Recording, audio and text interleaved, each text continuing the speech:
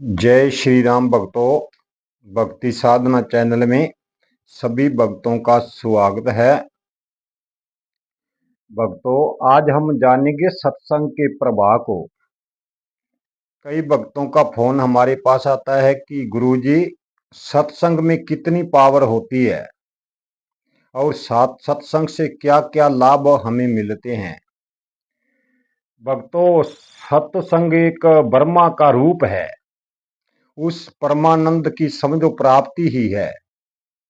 भक्तों, हम एक चोर के माध्यम से आपको एक कथा बताते हैं कि एक पिता के 4 पुत्र थे और अपने पुत्रों को एक दिन बुला के कहने लगा कि पुत्रों, मैं तो बूढ़ा हो चुका हूं, मेरी तो जिंदगी बहुत थोड़ी रही है।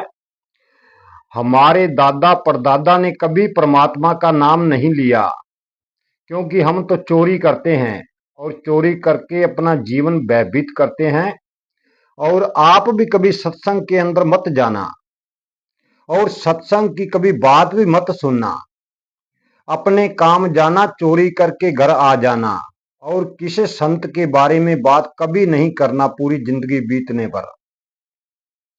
चारों बच्चों ने पिता की बात सुनी और कहा, ठीक है पिताजी, जैसा आप कह रहे हो हम ऐसा ही करेंगे। भक्तों, फिर एक दिन वह चोरी करने जाने लगे चारों भाई।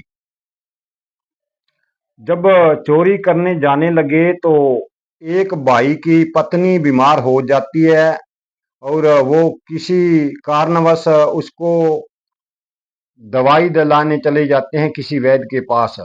और 3 भाई चोरी करने गए और उनको कह दिया कि आप 2 गांव छोड़ के तीसरे गांव के चौराहे पर रुक जाना, मैं दवा दिला के अभी आ जाऊंगा।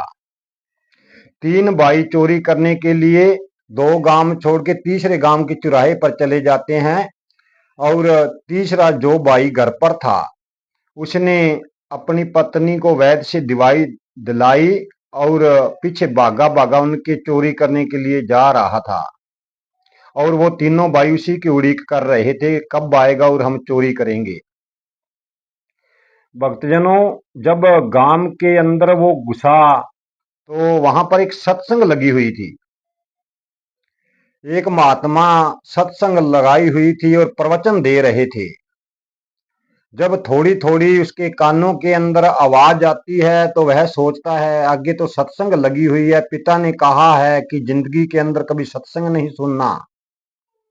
तो उसने क्या किया, चोर ने दोनों आंगलियों से कान ढक लिए। कान ढकने के बाद उसने सोचा हम इस गली के अंदर नहीं जाएंगे, हम तो खेतों के अंदर से होकर इधर से घूमकर चले जाते हैं। तो जैसे ही वो खेतों के अंदर घुसा, एक खड्डे के अंदर उसका पैर फिसल गया और वो गिरा और दोनों आंगलियां कान से बाहर निकल गई। और वो संत की आवाज उसके कानों में आने लगी। संत उस वक्त कह रहे थे कि जो देवता होता है उसकी कभी परछाई नहीं होती और ना ही देवता की आंख फरकती है। जैसे ही उसके 2 वचन कानों के अंदर पड़े, उसने फिर कान ढक लिए और भागा भागा अपने भाइयों के पास पहुंचा जहां वह चौराहे पर रुके हुए थे। और अपने भाइयों को जाकर कहने लगा कि आज तो बहुत काम गलत हो गया है। उनके भाइयों ने पूछा क्या बात है। उसने सारी बात बताई कि रास्ते में सत्संग लगी हुई थी, मेरे कानों में 2 वचन पड़ गए हैं उस संत के। भाइयों ने पूछा वो क्या वचन था। वो तीनों भाइयों को बताता है कि वो महात्मा जो सत्संग कर रहे थे वह बता रहे थे कि देवता की कभी परछाई नहीं होती और ना ही उसकी आंख फरकती है।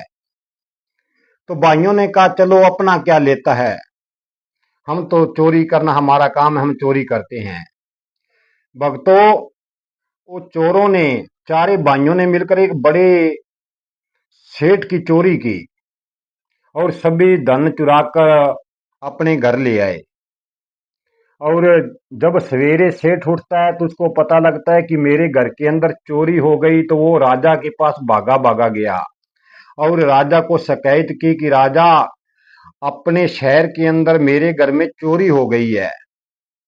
और राजा को क्रोध आया और आदेश दिया, ऐसा कौन है जो मेरे राज्य के अंदर आपके घर में चोरी की है, तो उनको तुरंत पकड़ा जाए। अपने नौकरों को आदेश दिया।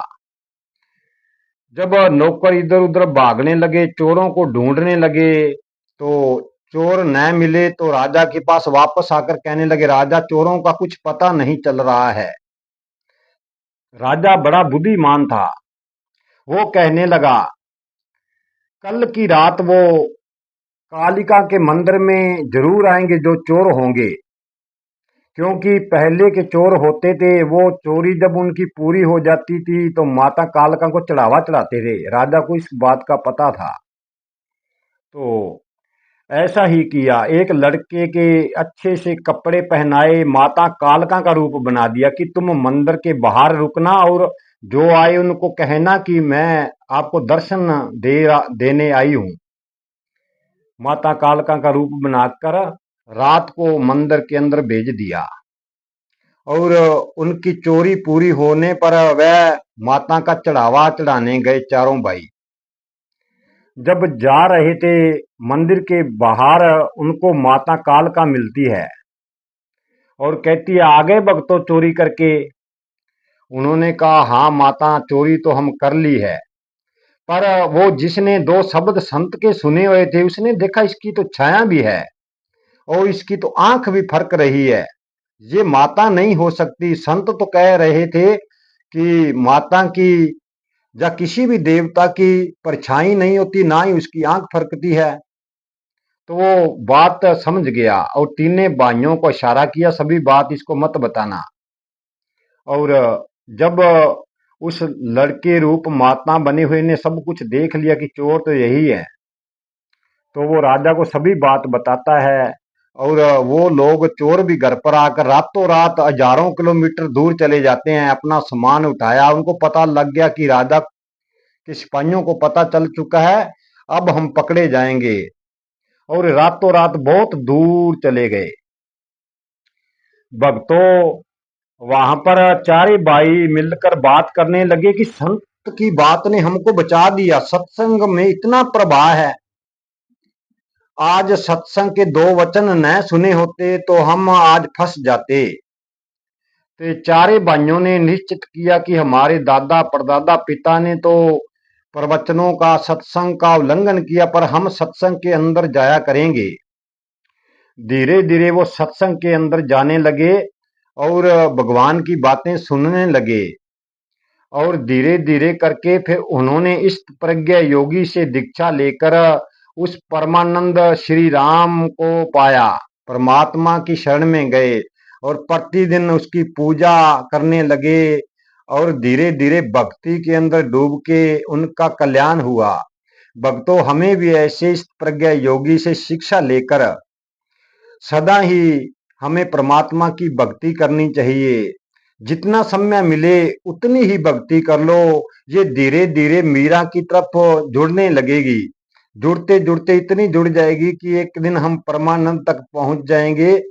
वो चोर होकर भी समझ गए, हम तो चोर नहीं है, फिर भी हमें अच्छी तरह समझना चाहिए कि सृष्टि में ऐसी कोई चीज नहीं है जो काम आने वाली है। परमात्मा की वाणी ही हमारे काम आने वाली है।